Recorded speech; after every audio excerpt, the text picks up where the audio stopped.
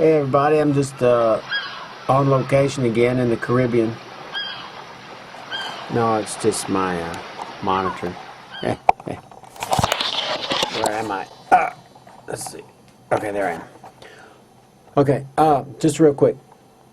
This is the next installment of the Jesus Myth exceptions.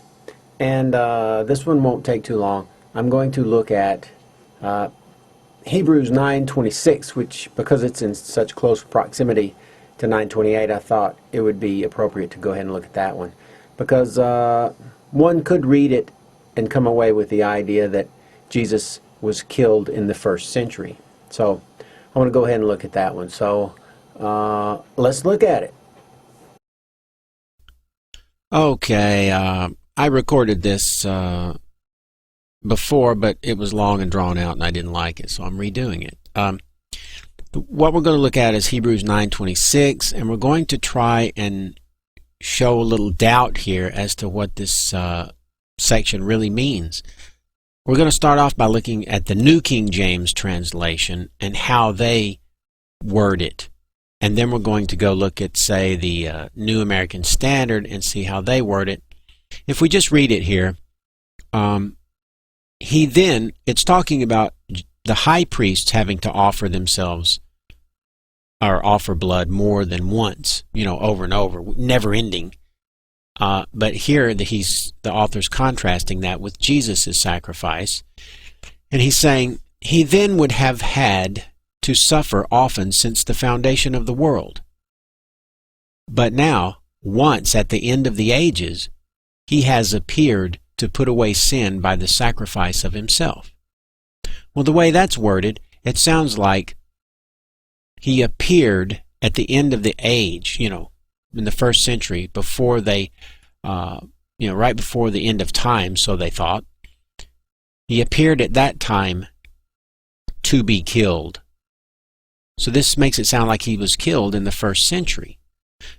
Now, let's go look at it in the, let's look at the NASB and see what we can, see how that sounds. Otherwise, he would have needed to suffer often since the foundation of the world. But now, once at the consummation of the ages, or once at the end of the ages, he has been manifested to put away sin by the sacrifice of himself. So this gets a little bit closer to what I think the author is saying.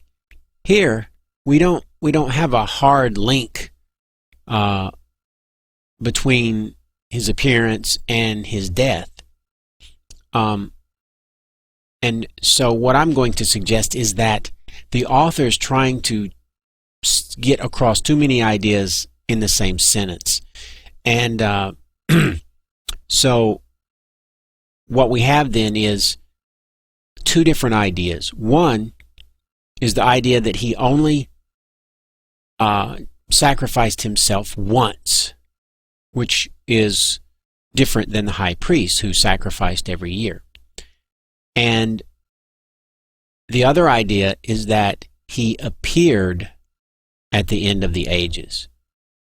Okay, so there's that word again. If we were to go look at the Greek of this, but now, once at the consummation or the end of the ages, aion, he has been phanerao, manifested. And why was he manifested? To put away sin by the sacrifice of himself. This is in no way saying that the sacrifice occurred at the end of the ages.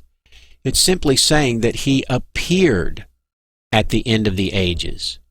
And the reason God revealed him at the end of the ages was to put away sin by the sacrifice of himself that had already occurred at the beginning of the ages. So if we read it that way, it works. It's not violating any kind of grammar or anything. And furthermore, you would think the author would have said that You think it would have read something like this if the author meant he was killed at the end of the age.